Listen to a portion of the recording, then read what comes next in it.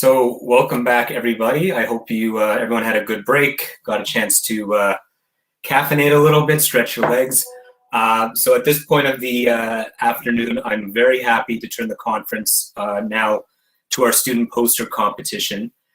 We were really pleased that we could set up a competition and that we were able to offer a number of professional development opportunities for our students. So this included actually having a pre-conference workshop on how to design a good poster, and we're able to bring in older adult tenants who actually judged the poster competition. So it wasn't an academic exercise. We brought in tenants to look at the posters and give feedback on what they thought. And I want to talk about that just very quickly. So this is our fantastic panel. We were really pleased that we found some people to take a look at this. One of them was Roberta Butler, who's a senior tenant living in Toronto Community Housing. She is an architect and is interested in how communities use buildings and how people in communal housing can be supported. We also had Carrie McNeil, again, a senior tenant living in Toronto Community Housing. She is a founding member of her community's Tenants Association and has recently been appointed to the Board of Directors of Toronto Seniors Housing Corporation. We also had Maureen Clohesi, again, a senior tenant living in Toronto Community Housing. She is a former mental health and addictions case manager, and and is currently active on multiple committees for tenants' rights and senior services. So these three tenants worked with one of our scientific planning committee organizers, Dr. Karen Kobayashi, who is a professor in the Department of Sociology at the University of Victoria. And she's a research fellow with the Institute on Aging and Lifelong Health. So Dr. Kobayashi worked with Roberta, Carrie, and Maureen to go over the posters and to do the judging process. So the panel wanted to share a few key reflections about their experiences as reviewers. And one thing they wanted to express was that they thoroughly enjoyed the review process. They found research to be inspiring, clearly presented, and engaging. And most importantly, they wanted all the students to know that they should be very proud of their efforts and wanted to encourage all those who submitted to continue to pursue their research ideas, as well as to work to do work that will ultimately enhance the well-being of seniors. So I'd like everyone to give a big thanks to our panel. They did a fantastic job, and it was wonderful that we could get their input on our. So with that in mind, virtual drum roll. The winners of our poster competition, and this is in no particular order, is Stephanie Hatzifilathesis from McMaster University. We have Ian Johnson from the University of Washington, and we have Matthew Yao from the University of Toronto. So at this point, we're going to turn it over to the students to present, and the first person to present will be Matt. So Matt, congratulations. I'm turning it over to you.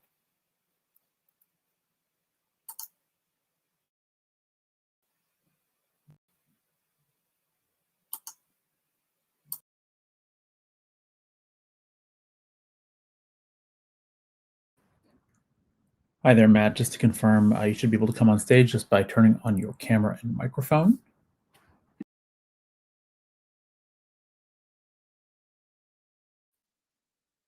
I think Matthew's having technical difficulties, so maybe we could go on to the next one. I'm just going to have him refresh. Sure. Okay.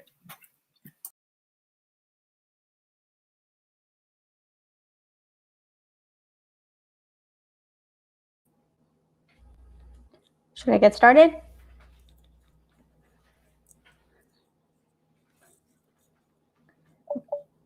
Okay.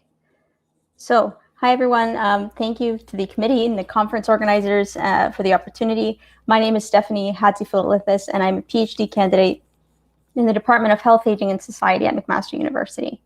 So Canada continues to undergo a demographic shift whereby those aged 65 and up is expected to almost double to 24.5% by 2036. With this shift, however, mechanisms supporting participation, inclusion, and intergenerational solidarity are needed. 17.3% of Hamiltonians are seniors, and that is above the national average of around 16.9%. So for the first time in a Canadian city, seniors outnumber children, and this number is ever growing. By 2035, a third of the housing stock in Canada will house people over the age of 65, and half of those households will be a single person. On the same hand, the number of spare bedrooms in the homes of older adults is increasing. So while 90% of older people today say that they want to age in their current homes, there are many common barriers that exist in doing so, including fixed and limited incomes, increasing home maintenance costs, rising property taxes, and of course, declining social networks. And so these numbers really create both opportunity and urgency for making the most of our diverse and multi-generational reality that's already here and projected to grow. So shifting demographics, increasing senior isolation, and the constrained housing market really make a return to intergenerational co-housing a timely solution to a loneliness and exclusion crisis. So I volunteered with an intergenerational co-housing program in Hamilton, Ontario for just over 2 years. And like most co-housing projects, this program really aimed to make quality matches with seniors in the Hamilton community and students at McMaster.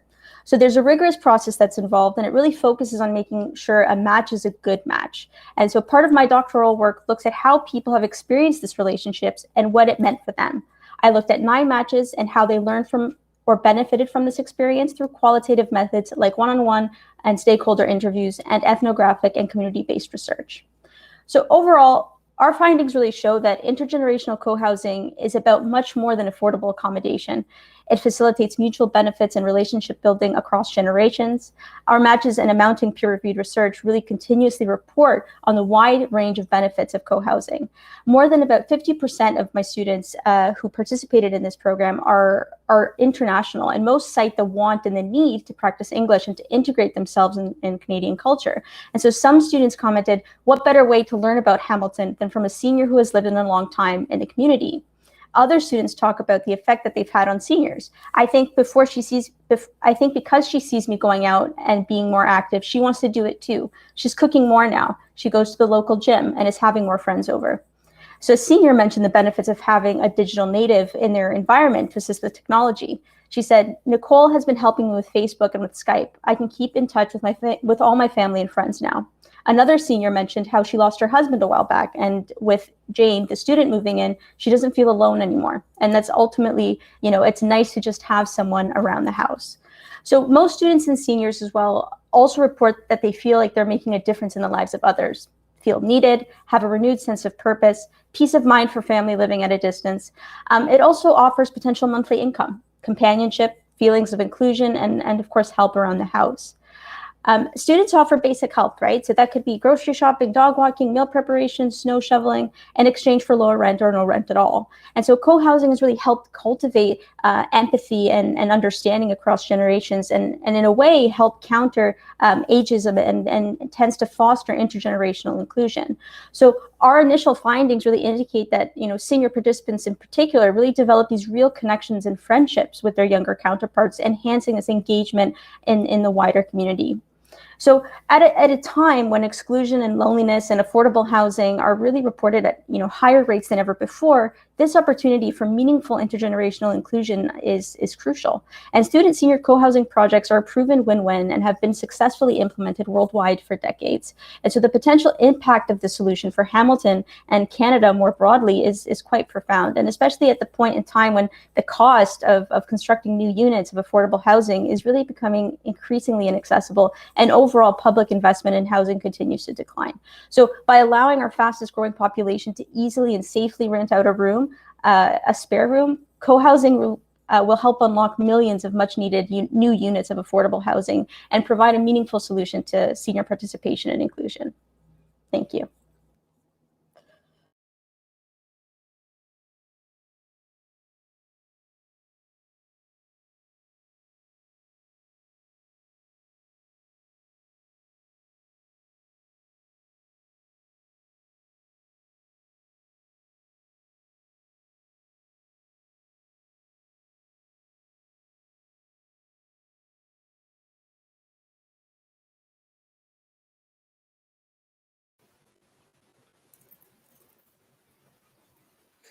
Hi, everyone. Sorry about the technical difficulties. My name is Matthew Yao. I'm a medical student at the University of Toronto, and our research today is about a scoping review we conducted on government-funded affordable housing models for older adults. Now, affordable housing, as you all know, is an absolute necessity for older adults with low incomes. 72% of older adults with low incomes are spending more than 30% of their net income on rent or other housing costs. According to the Ontario Nonprofit Housing Association, the percentage of older adults on the wait list for social housing has increased by 10% over the past decade. And as a result, wait times have doubled. And literature shows that these older adults on these social housing wait lists have poor health and social outcomes. These are grim statistics, and without intervention, they're very likely to worsen. Now, a common approach to this looming issue is government-funded social housing, but not all social housing is the same. There are many types of models used. And while there has been an abundance of research on older tenants dating back to the inception of social housing, there has been no attempt to scope this literature to gain an overall picture of the current state of the evidence and gaps in knowledge. And this was the focus of our review. So we looked at 7 different peer-reviewed databases, and these were screened by 2 independent reviewers to examine articles relating to 2 areas. The first being the characteristics of older adults in social housing, and the second being social housing service models and policies. So of the nearly 140 articles that met inclusion criteria, most were published in the United States and also in Canada, and the literature spanned over 5 decades of research.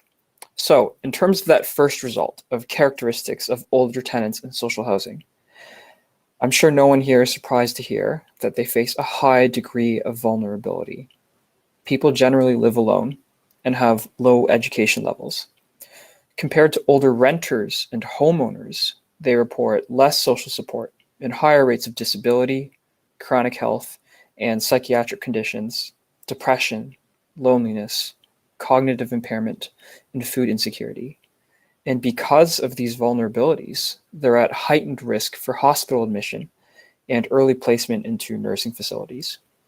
So we found the 3 main reasons older tenants are moving out from their units were 1, declining mental health, 2, poor physical functioning, and 3, an inability to carry out their daily tasks of living. So therefore, we think that co-locating health and community support services directly on site is a key mechanism for supporting these vulnerabilities and promoting aging in place. Our second result is compiling the different modalities and types of social housing and examining those. So on-site services that are most frequently provided include primary and psychiatric health care, housekeeping, meal preparation, and transportation. And while most housing providers facilitated access to these services through partnerships with community agencies, these were sometimes difficult to coordinate, especially if there are multiple different agencies working in parallel within the same building to provide the same services. This review found that housing staff who are dedicated to building relationships with older tenants, such as tenant resource coordinators, were ideal for carrying out that role because they're able to foster long-term relationships of trust with tenants, making it easier for them to identify which tenants required additional support and should therefore be referred to services, because that's a key component. We also identified some housing retention challenges, money mismanagement, allowing family members to live with them in violation of their lease that they might not even know, and issues completing annual rent review paperwork, things like that. So future research is definitely needed to examine how policy interventions and new partnerships with other community agencies can help address these other factors that increase housing instability for vulnerable older adults in social housing. So in summary, this review finds a high level of vulnerability amongst older adult tenants living in social housing, and that certain modalities of social housing, particularly optimizing staffing to identify vulnerable tenants and coordinating assistance, that's what's sorely needed. As our population continues to age and change, it is imperative that our cities change with it. And that can mean taking a critical eye on how social housing is currently implemented and investing in the necessary improvements to optimizing age in place. And for this to happen, it is critical that city administrators have a comprehensive overview of the landscape of social housing, that policymakers understand the promise of well-funded, integrated social housing, and that researchers are aware of the crucial gaps of knowledge in our system that must be further investigated. We hope that our research has provided just a bit of insight into these complex issues. Thanks so much for listening.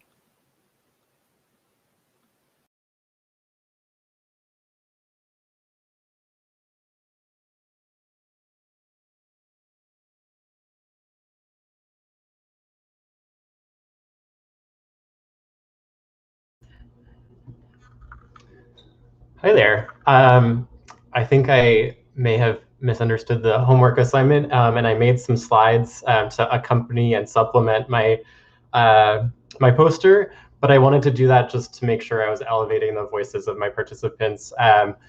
So today I'm presenting a project called Mapping Institutional Space, Insights from Senior Center Users Experiencing Homelessness. So I conducted focus groups and interviews with 7 unhoused senior center users across 3 senior centers in the Seattle area. And I asked them how they experienced and negotiated place. And I did so using mapping methodologies, which you can hear more about by listening to the recorded poster or chatting with me afterwards. But since I only have 5 minutes, I want to kind of showcase some of the findings from the project. Next slide. So respondents experienced spatial confinement in the downtown area and reported feeling stuck or trapped there because of the concentration of services and emergency shelters, as well as the ways that spatial norms were enforced in neighboring places, in addition to physical impairment. So this visualization represents the downtown area. Places that were primarily frequented were found to be very near places where respondents reported trying to avoid.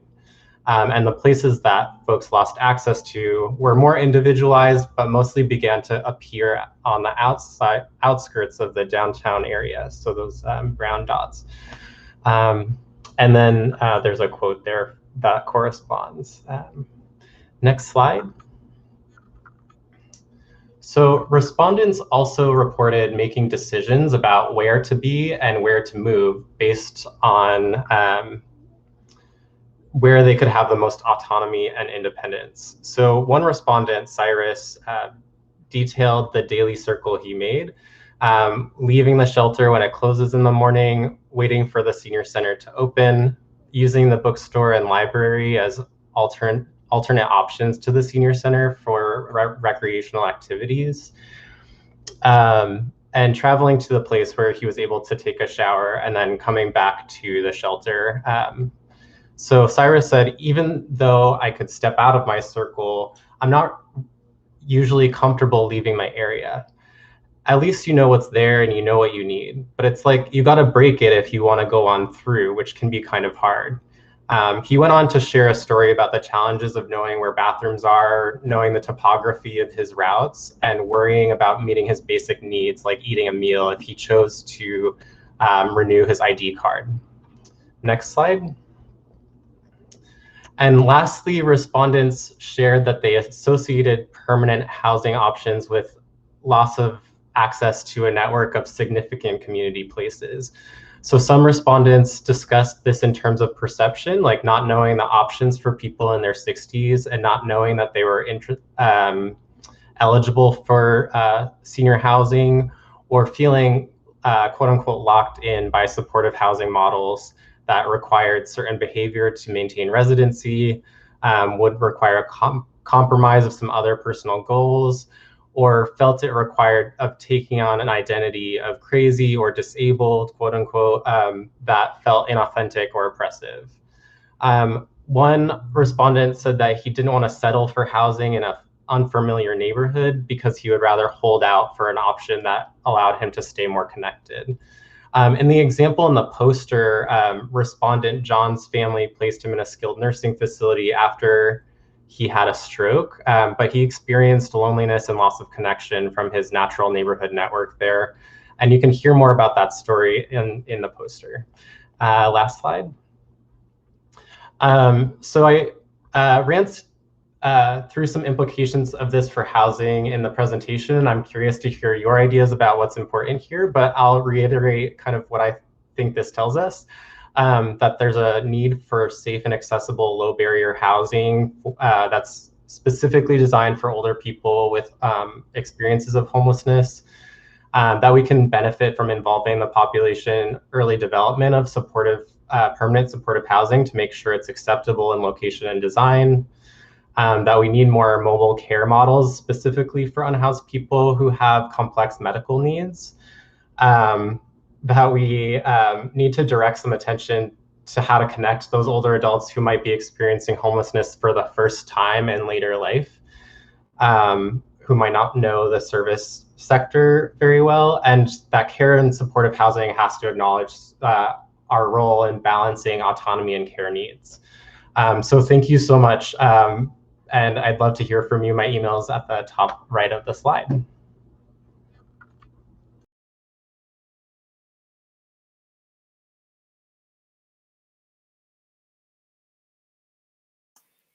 Wonderful. Thank you to all the students for their terrific presentations. We do have a few minutes for a few questions, and we're actually ahead of schedule for a change, which I'm happy to report. So we do have a few minutes for some questions for the students. We've been seeing some wonderful comments coming through. I'm gonna invite the students to turn on their mics and cameras to join me. And I'm gonna start a first question because I think it's really important. Is what has drawn you to do work in the area of seniors' health, housing, and well-being? Stephanie, I see you're up, so why don't we get started with you? Well, thank you. That's a great question. I think ultimately I have a passion for intergenerational connections and intergenerationality more broadly. So kind of seeing the new configurations and the new spaces within which we can understand these and the new and innovative models that are coming to fruition was really the key kind of hook that really brought me in. And of course, volunteering and seeing through the project firsthand these experiences and seeing how beneficial it was for both parties really kind of, it definitely sparked my interest as a researcher to really kind of form the more, I guess, the intellectual side of it and not just the what I was seeing. Yeah. Wonderful. Matt, how about yourself? Yeah, the reason I'm so interested in housing comes from its intimate link with health, I think.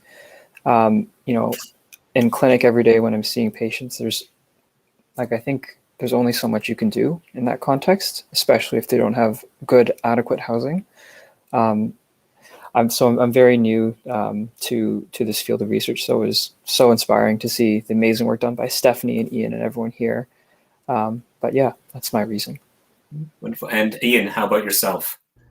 Yeah, I think a lot of people in our field kind of came to it just by proxy of having exposure to older adults and the wonderful opportunities that are involved in working with older adults. So I was a personal care attendant in an assisted living facility as a college student, just kind of as a job, and it changed the trajectory of my work and my plans. So and kind of working in the sector between homelessness and aging, I realized that there was no research or very little research about what's becoming a bigger and bigger problem. So that's how I ended up here.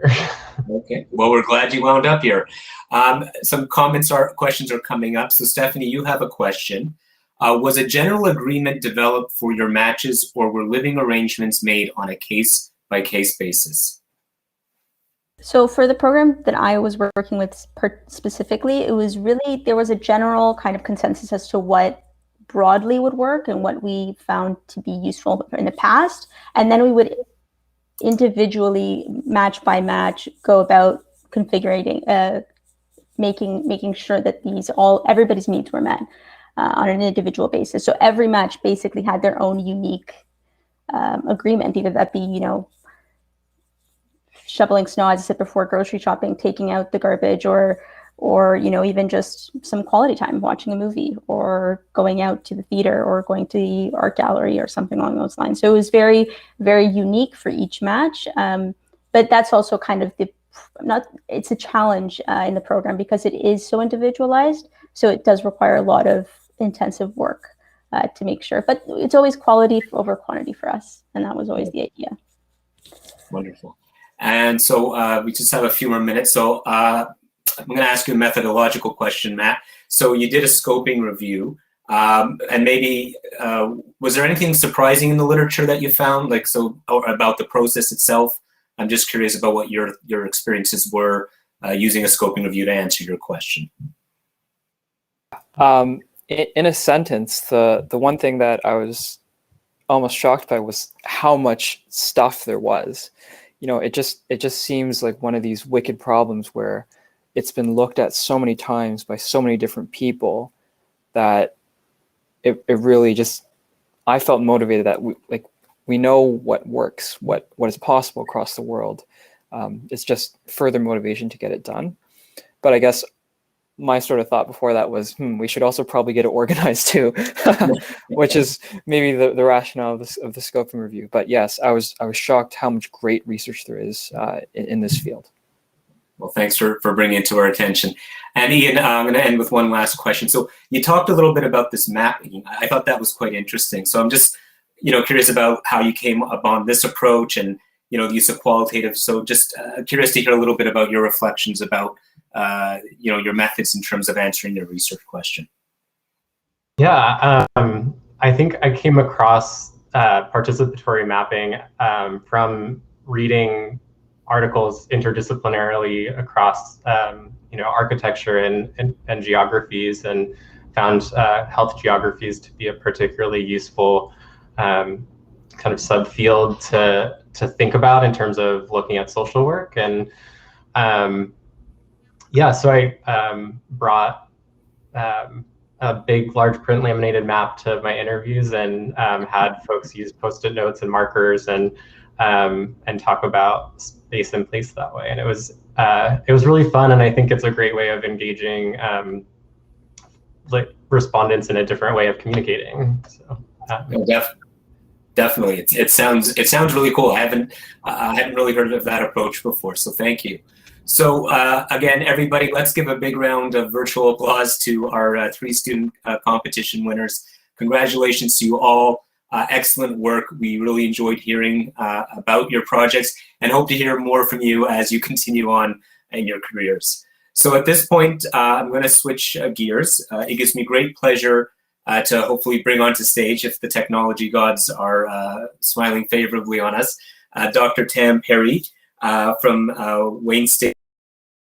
Dr. Perry works at the School of Social Work at Wayne State and has been one of our conference organizers and really a driving force in bringing this together. So Tam, I hope you can join us. And here we go. Hi, everyone. Thank you so much for attending this session. And thank you so much for the introduction, but also playing the MC role, etc. So I will also say, I'm hoping that in a minute my slides will be shared, but that's okay. We'll get there. I just want to say that this, just for everyone in the audience, this journey really started with Sandra and I and Christine sort of making a proposal together, and then figuring out who are other partners to bring on to this. And we brought on Denise and Emma and Karen. But so I will say I'm the only American on the planning committee. Oh, and Yasser, my student at Wayne State, is the second American. So I guess one faculty member and one student. So we've been able to accomplish a great deal to start this cross-national exchange. And I want to just say we hope to continue it. So I do want people to consider joining our sort of only time for a discussion really is our mentoring session later in the day, as well as sort of keep in touch with us, all of us on the planning committee. So I really have a great opportunity to kind of bookend a little bit what Christine and Sandra were able to start off in the morning with their work in their research project I'm able to share some work in Detroit. And then after my presentation, we are thankful that Dr. Amanda Grenier will give closing remarks. So stay with us, everyone. So we're just sort of I'm just gonna show a little bit about what we've been doing in Detroit in the last 7, 8 years, I would say. Next slide, please. Oh, okay. So again, for the scholars among us, we can also say that this is really grounded in sort of how we think about housing and cities is really part of a larger discourse of human rights. And, do people really argue or consider that housing is a human right? And if we do, in name, like I was actually in the city of Toronto, I was a visiting professor at the University of Toronto in fall of 2019, where the city of Toronto voted that it would be a human right, housing would be considered a human right. But then the question is, how do we make that a reality for people, as we've discussed today? Next slide, please. And I'm going to focus on this coalition. So many of you have been in talks, sessions where you've met our coalition members yesterday and today. And so I'm going to try to sum up the coalition. So we have partners from many sectors, and we think we have different channels for advocacy, which I'll explain in a minute. Next, the other thing is, next slide, sorry, is that we made a documentary. So for those of you who are very interested in it, this is an 11-minute documentary that is great as a way to introduce concerns on senior housing. I play it in a lot of my classes. I've played it nationally and internationally, actually. So here's the number, the Vimeo number, but you can just Google "Holding Down the Fort: Seniors' Perspectives on Belonging in a Changing Detroit," and you will find a filmmaker named Kate Levy, Levy, and she did an incredible documentary. So now we're going to actually just play it, because why not? So sit back, get your popcorn out, and I'm going to hope the technology works.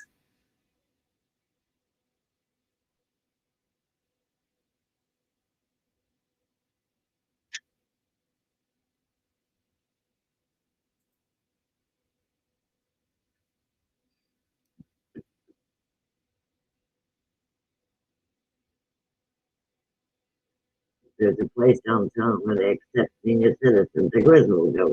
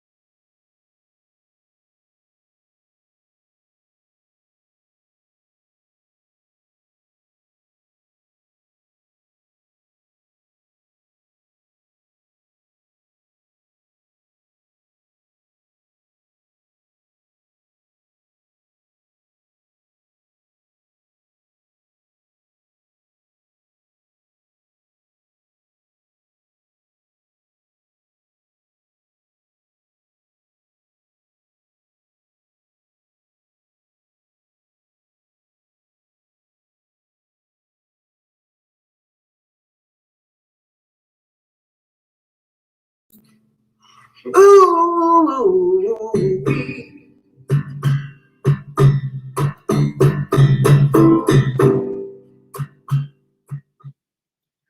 Hi, everyone. Thank you so much for watching the video.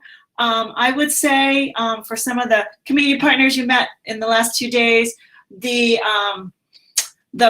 premiere of it when we had it a few years ago was organized by Presbyterian Villages of Michigan, their press and stuff. We have always relied on community partners in this coalition. I put 5 articles about us in the chat. Feel free to download. So I just wanted to sort of look at sort of the stuff we're doing in Detroit. And I think of it in a framework of sort of the linking to housing, minority aging, and health and well-being. Next slide, please. And so this is SHIP-D. We worked hard on a logo, and we just decided the subheading would be One Detroit for All. And so even today, we have several representatives, both attending as well as speaking, and also volunteers with Michelle Watkins is on since we made that list. And so here are the key questions we're always looking at in our coalition. How do we support older adults in residential transition if they want to move, need to move, or are forced to move to promote healthy aging? How do we plan and build housing choices for those across socioeconomic spectrums and life histories, particularly in changing contexts? And how do we also improve quality in congregate senior housing? So sometimes we also have to say, we have to go beyond units to think about what will enhance quality of life. Next slide, please. I just wanted to talk briefly, because I am a researcher also, and I have some data to share about a small project I did in partnership with United Community Housing Coalition, of which Claudia Sanford's the tenant organizer, and a local church called St. Aloysius Parish. I worked with the parish nurse, and we really tracked down a building's worth of seniors who were displaced. And it's very, very hard to find people displaced. So we did interviews with 44 of them. And I would just say, the reason I put value collaborations and their grocery delivery lists is because the church, St. Aloysius Parish, was located 400 feet from the building of the senior building that was displaced. And why were seniors displaced, just so we're clear? It's because their HUD or government building went market rate, and the owner decided to offer market rate apartments versus low income senior apartments. So I'm just going to share a few pieces of data. Next slide, please.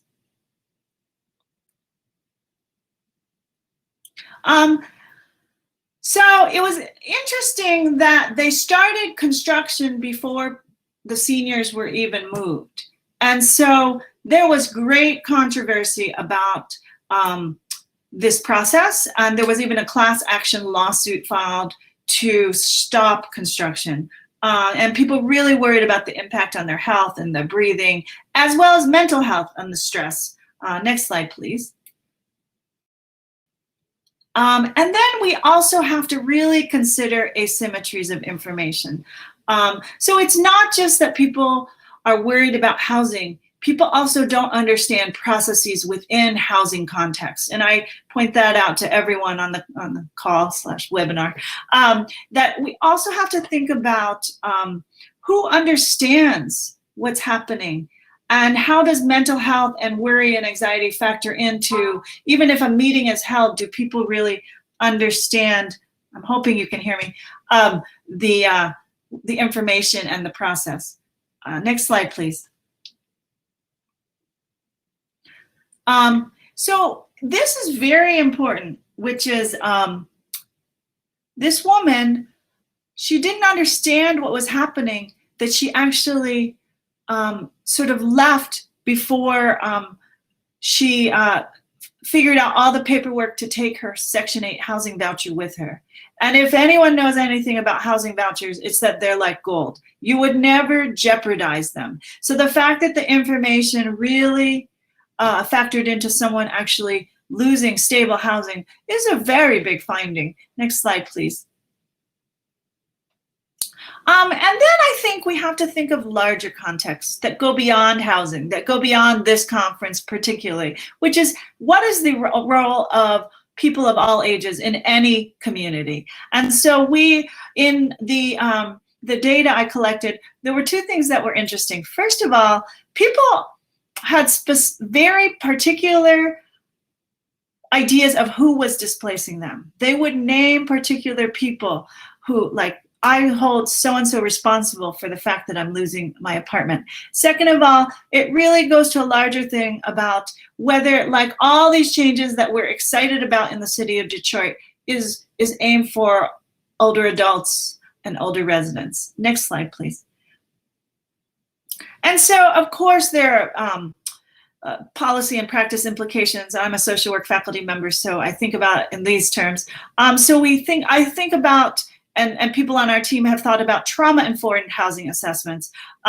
Who's also part of this decision making, and then what's at stake. So we developed the only that we know of relocation assessment tool for older adults. It was first published in 2015 in the first PDF I put you out there, but we revised it in the 2020 article I also put in the chat in Housing Policy Debate. And I really say, and I'd say several people in this audience have really thought about what is everything people need to think of when seniors are moving.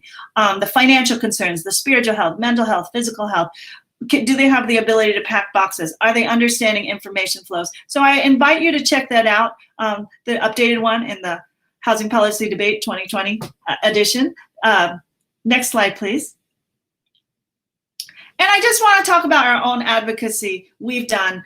So this coalition, we have, so here's Claudia and me and my MSW student standing next to me the day the city council sort of passed an ordinance to require 20% affordable housing units. The other thing they passed today, which is very important, is a notification ordinance that if seniors were going to be displaced, local agencies would be informed, as again, to try to wrap around services to support these moves. So there's that kind of advocacy. There's also Senior Appreciation Day, fall 2019, occurred, and I actually was a visiting professor at U of T during this very moment, so I missed this day.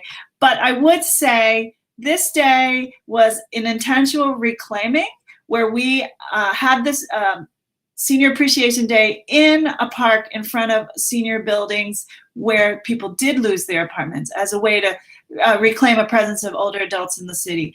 And then we had the Wall Street Journal kind of document our advocacy too. So that was exciting to work with a journalist on that. Next slide, please. Our coalition is always engaged in advocacy. I need 3 more minutes for everyone else on this call. Sorry, I'm gonna go really quickly. So we're the city of Detroit's sort of housing strategy. Next slide. You know, our coalition is named for it, and we're often called to sort of give input on policy matters. Next slide, please. I probably have 2 or 3 more slides. So we're doing an upcoming issue in Generations, of which Amanda Grenier, who you'll see in a minute, is the special editor, along with Judith Garnier of Boston University. And we are talking about safety and renovation in a pandemic and beyond, like what is both timely for a pandemic, but also what is timeless. And I also point out that the mayor of the city of Detroit often talks about senior housing in his city addresses. Next slide, please. And I just, again, if you watch international news, you know that Detroit was one of the cities hit early on last spring in COVID. And so if you look at who died in the city of Detroit, almost 82% African Americans, and also the impact on older adults, which we know. And so in a lot of ways, I think this might even be our last slide. Next slide, please. Our coalition did more than just housing in the last year. So I just wanted to end with that. We published an article about this too, which is sort of, we really looked at safety concerns of residents and staff. We successfully advocated that testing be brought to buildings instead of having seniors on public transport, and now vaccines. We also got a grant to address some food insecurity in senior buildings. Next slide, please. And I think this might be the last. We have a lot in print, and I put some of them in the chat, but we're always also getting our work out, which has been a great sort of community partnered academic example of what sustained engagement as a collaboration can yield. And I think this is my last slide, which is next slide. And then, you know, we just continue to think about how to do work and housing coalitions work. How will it continue in a post-pandemic? I'm going to end, and thank you so much. Well, thank you, Tam. That was amazing. I was looking at all the comments, and everyone was blown away by the video. I think my favorite comment was, if a picture's worth 1,000 words, a video is worth 1,000,000. It's amazing to hear of all the work that you've been doing with the community. And I think you ended on a very good question, is how do we move forward in a post-COVID environment? And hopefully we will be in a post-COVID environment sooner than later, but it's definitely had an impact on a number of services for seniors, and it's going to be uncertain times. And I think even in day one, this was touched upon in terms of where do we go forward. But thank you so much for your presentation, for helping with the organization of this conference, and for sharing all those materials. It's been really wonderful to getting to know you when you came as a visiting professor here, and glad that we've been able to continue our collaboration, including this conference we're having today. So just, I know we're getting close to the end of the day. I'm going to invite Dr. Amanda Grenier up to give some closing reflections on the day. And then after Dr. Grenier speaks, I'm just going to do a few housekeeping matters, and then we'll close the day. So Dr. Grenier is professor at the Factor in Inwintosh Faculty of Social Work at the University of Toronto, and she holds the Norman and Honey Shipper Chair in Gerontological Social Work. It gives me great pleasure to have Dr. Grenier give us her thoughts for the end of the day. Thank you, Dr. and welcome. Thank you. Let me just see if I can share my screen. Okay, and I'm hoping you can see my screen. Is that right? Someone will tell me if you can't. Thank you, Steph. All right. Thank you so much for the invitation to give the closing remarks. It's always a challenge in how to close off a conference, especially one that had so much, so many kind of different angles and so much to think about. I've really enjoyed all of the sessions I was in, and hopefully people didn't mind. I was jumping a little bit between sessions. And I have a slide later to kind of situate what I heard. I'm at the Factor in Inwintosh Faculty of Social Work here at the University of Toronto, and I also have a research chair, the Norman and Honey Shipper Chair in Gerontological Social Work, and that's split between Baycrest Hospital and the University of Toronto. Oops, my forward keys are not working. Okay, 1 second. Let me try a different way. You're stuck on my... Okay. All right, there we go. So I don't know if I can get it to work again, but there we go.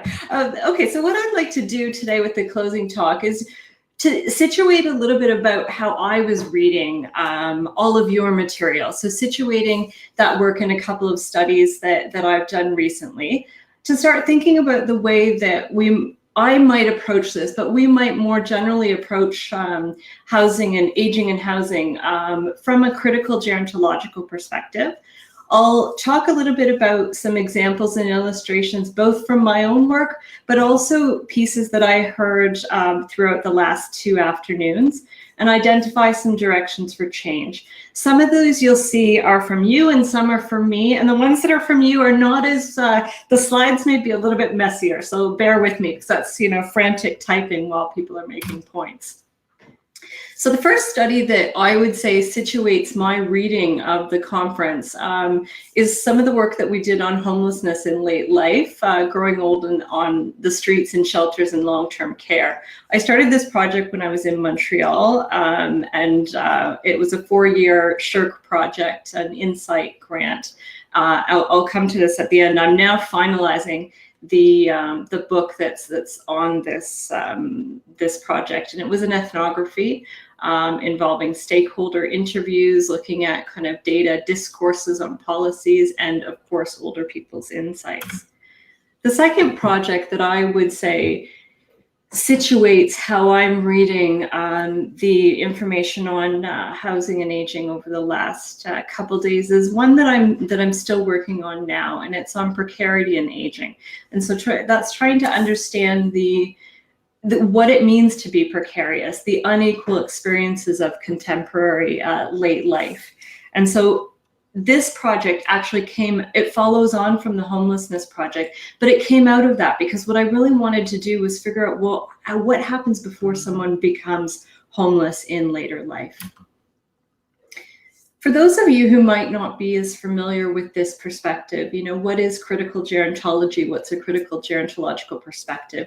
Well, there are a number of ways of talking about this, but three that I would highlight for this talk or for this purpose is that we think about or we question frameworks and taken for granted assumptions. Another piece is we'll look at policies and practices. And for example, here, looking really about policies and practices and how they may be creating exclusion and or furthering marginalization.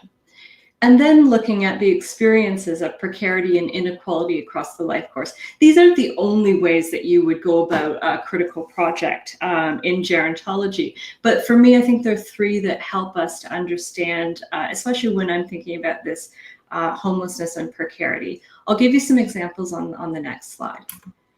So a critical reading, critical gerontological perspective, I like to kind of situate this between reading at the macro level, the meso level, and the micro level. What I think becomes interesting at the micro level is that we're actually reading the micro impacts or the experiences of macro level structures. So here are some examples to put this reading into place. A framework and assumption, questioning the frameworks and assumptions. What might that mean? Here's a really good example. The importance of place is prominent in a number of kind of frameworks and policies, but what does it actually mean to age in place? What options are available? Who gets to age where and in which locations? That kind of brings us to this next level of scaffolding of the policies and practices of exclusion and marginalization. Here we can look toward organizational practices. We can look towards structures, systems, encounters. And an example here might be one that plays out in Canada and certainly in the US, but a slightly different way. I think in the US you use the concept of homebound. In Canada, we have this home as the practical site for service delivery. If we think of home care, for example. And so if we look at homelessness, we see then that there's this practical organizational problem where if you don't have a home within which to grow old, you actually then are not eligible for the service and the majority of services and supports that would come through that location. The third example is experiences of precarity and inequality. So here I'm really talking about what are older people's experiences? What are the impacts of poverty, insecurity, risk, and disadvantage? And here we can see how aging can be experienced as precarity and exclusion, and not only this idea of success that we hear in policies and practices. Just so you know, I can't see the chat box from where I have things, so I can see that things are coming up, but I can't read it. So I'm hoping that there's nothing there that I have to respond to. The questions that I would raise for thinking about the closing for the conference is how does insecure housing and poverty affect precariousness in late life? And then the inverse or the reverse, how does precarity impact housing in late life? And these are the number of stories that you've told about your work, either from older people's perspectives, from community organizing, from looking at policy, city, government. These questions to me were very clear, and some of the answers were coming together.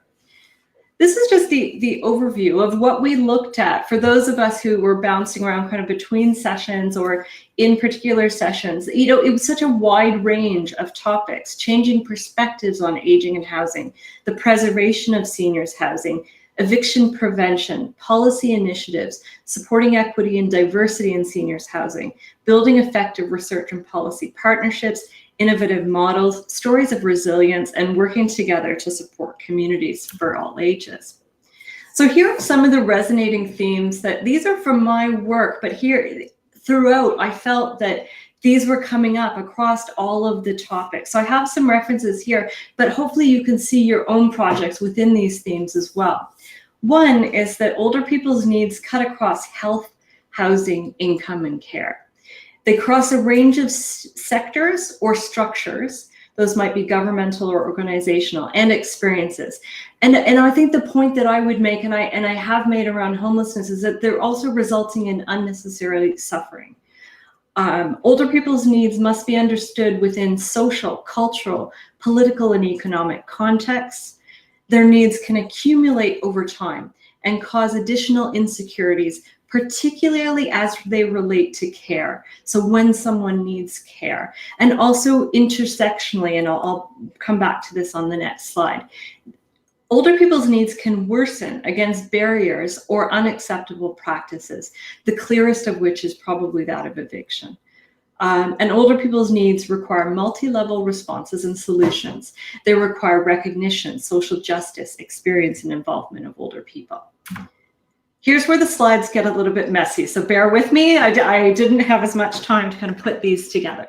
Points from the conference, and I haven't identified the authors in each of these, but hopefully, because it brings them together, so hopefully you can recognize your work in this. So one of the themes or points from the conference was really the extent to which everyone was talking about income and housing disparities, putting that out as the context against which we're working in. Highlighting unaffordability, unsuitability of housing, and cost burden. And so some of the examples was how this played out according to advanced age, gender, poverty, racism, region, location. And I put the plus because the nuances were multiple throughout the 2 afternoons. And so that's those kind of the intersectional effects of disparities of housing, age, and in some cases care disparities. We heard about the differences between ownership and rental. In particular, there were some early talks yesterday afternoon around income and race in the US and the historical trajectories of racism. Today, there were some talks that were picking up on the idea of financialization and commodity, and how some of the problems with the commodification of housing have led us to where we are today. We heard about addressing gender-related pay gaps, both at the front end of work, so thinking about women's trajectories of employment and how pensions structure retirement, and then some suggestions, which I was pleased to hear that, so I'm quite an advocate of that as well, in terms of suggesting other ways that we might weight calculations so that women don't continue to be disadvantaged through pension in late life. And of course, add the intersections to each of these, to the weights and the disparities that exist. We heard about challenges during the pandemic, whether those be financial, social, and how older people overcame them. The next theme, and I'll come back to some of the resilience piece from older people. I have 2 slides on our points from the conference. Insights and stories behind the numbers. I was really impressed with the way the last 2 days we've been able to figure out to present both the context, the situation, and how people experience this. And that for me is really the example of critical perspectives in practice, where we can see the impacts of systems and structures. There was an emphasis on trust, engagement, and working with older people and community partners. There was an emphasis on forming meaningful relationships and partnerships, not just forming partnerships, but ones that were formed over time with trust and became meaningful to the older people who were involved. The third theme was the importance of perceptions and stereotypes in relationships that were built around pride and community and place. And some of the examples that I thought were really profound in this area were the example of changing the sign outside of community housing so that it wasn't stigmatizing to live there, and how that instilled pride in the community. There were some examples of seniors as leaders, seniors coalitions, and senior strengths and resilience. Okay, now my keys are working. Points from the conference, our second page. There were a number of talks talking about displacement, the importance of keeping people housed, and how we might achieve this. So early on in the conference, in the opening keynote, the importance of patience, passion, and persistence. meeting the affordability and care challenges came out. So the idea of needing safety, security, affordability, and available housing. There was an excellent model on preventing, groups working to prevent eviction, the OCHE or OK approach. Fifth point is it was about voice inclusion, recognition, and meaningful collaboration. Time and time again, this came out through the conference, and I really would say that's the strength in all of the presentations. This idea of nothing about us without us, that comes from the disability movement. So groups and movements, seniors' voices, tenants' rights groups, having trust and accountability leading to productive discussions, and then that meaning that the older people were able to count on the teams that they were working with. Linda Couch ended with a powerful metaphor. I really, as someone who works with narrative, the metaphor were asking someone what they liked best about their housing, and they had said what they liked best was the light switch, because it would no longer meant they were in the dark. It's a profound metaphor that also resonates with some of the expressions that older people had given, stories and expressions of older people living in homelessness and them being housed and sometimes not being housed, and still being all alone in the madness and this sort of thing. The final point that I would draw attention to was seniors housing as a priority. So integrative service models, new model of senior housing, tenants first plans, stable housing as a social determinant of health. And we heard new directions, really exciting and new directions from research posters and student insights. So in summing up both material that I've collected, that you've all collected, this kind of collective insight that we have over the last how many years and the last couple of days of presenting and sharing our work, there were four things that struck me. One was really about older people needing recognition and inclusion. We need to talk about older people, especially when we're talking about housing. Older people often get left out. Older people need stable income and access to care. And sometimes this means that they might not be 65 years old yet, or whatever the criteria is for eligibility of services. So needing stable income and access to care. Older people need affordable, safe, long-term housing, and that here I would emphasize with care and support, that those can't be separated when we're talking about aging, and they need protection from eviction and displacement. If we think about a policy agenda for change, this is one that I have forthcoming in my book on homelessness. I know those of you who love acronyms think it's going to make an acronym. It doesn't. Okay, I'm very sorry to disappoint. It doesn't make an acronym. It doesn't spell anything, but it works. So we need to, in terms of a policy agenda, including older people and strategies and frameworks, altering program eligibility sometimes, where when we know that someone needs something in particular, that might actually mean that we need to be more flexible. Develop housing for older people, ensure access to income, health, housing, care, recognize and respond inequality, disadvantage, risk, and insecurity across the life course and how that accumulates into later life.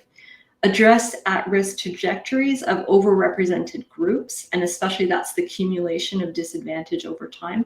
Discuss housing and care and not housing or care, and provide access to aging well in safe and desirable places. So this is the book that's forthcoming. I'm actually in the middle of editing the final typescript as we speak. So hopefully that'll be out October, November with McGill-Queen's University Press. We also, as Tam mentioned, have the forthcoming Generations Journal expected out later this summer, and that's part of work that Generations has been doing. So it's on precarious aging and late life poverty. A number of the themes that are in the conference and a number of presenters will be in that. And that is where I'm at today. So thank you. If you would like to reach out, please do. There's my email and my Twitter. And then I will type up these a little bit cleaner and send them so that the conference organizers can post those on the website. So thank you very much.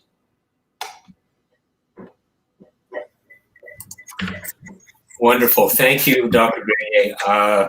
Just looking at all the chatter, and I think I can say, like everyone has been saying, what a fabulous synthesis and critical review you've provided. Definitely no easy task for sure. Lots of great thoughts, and but it was great how you tied it all together. And we definitely look forward to seeing your new book and other works coming forward. So thank you so much. We really appreciate you sharing your reflections at the end of this event. Thank you.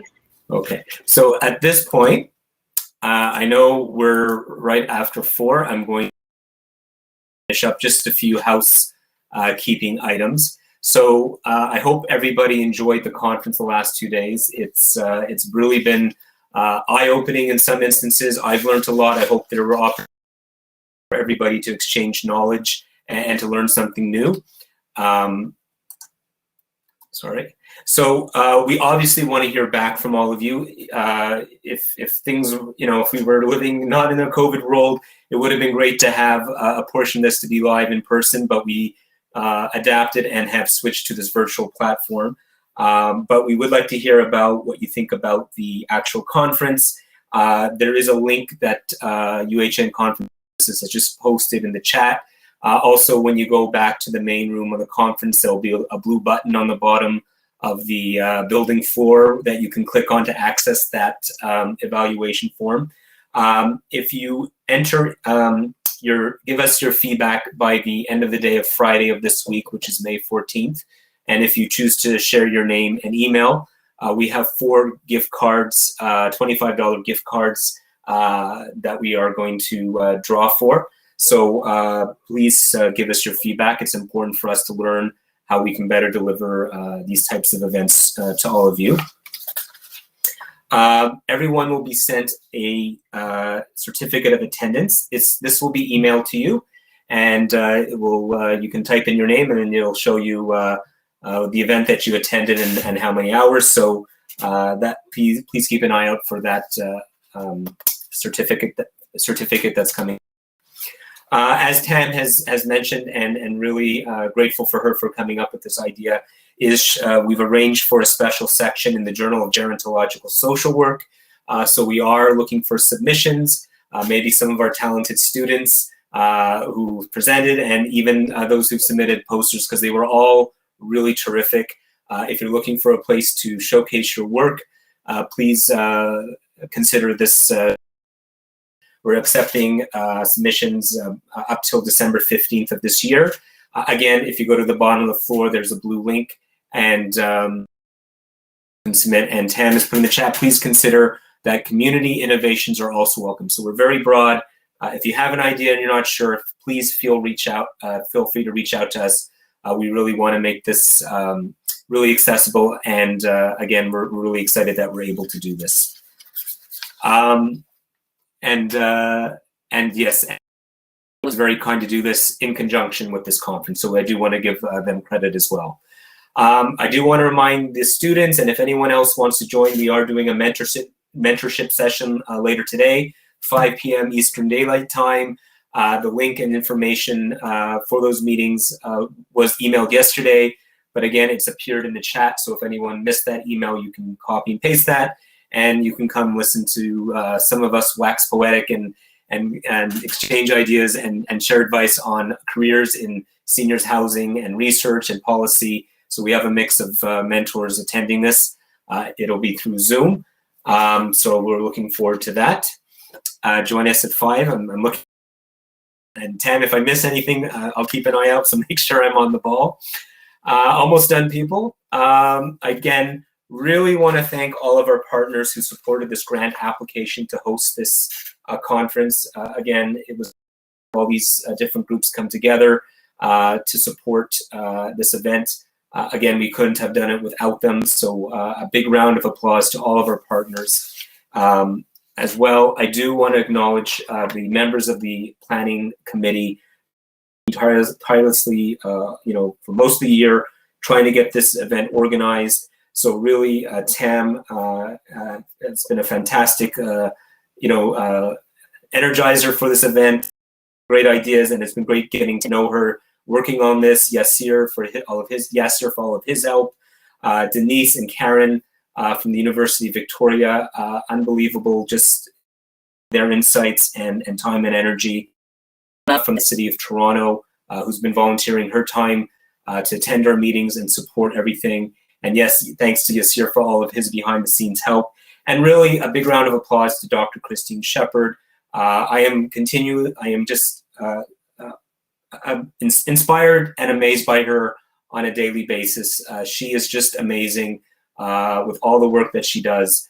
And really kudos to her for shepherding, pun intended, all of us to make this event happen over these last 2 days. And again, a big round of applause to the UHN conference service people, Kim, Christian, Nancy, and Michael for navigate this virtual world. And on a final note, a big thanks to our funder, the Social Sciences and Humanities Research Council of Canada. Without their funding, this event could not have happened. So again, thanks to all of our partners, sponsors, and a big thank you to our presenters and our students, and to all of you who took the time to attend today's event. It really 2 days, and I've learned so much, and I hope you have as well. Wishing you all the very best and a great day. Goodbye.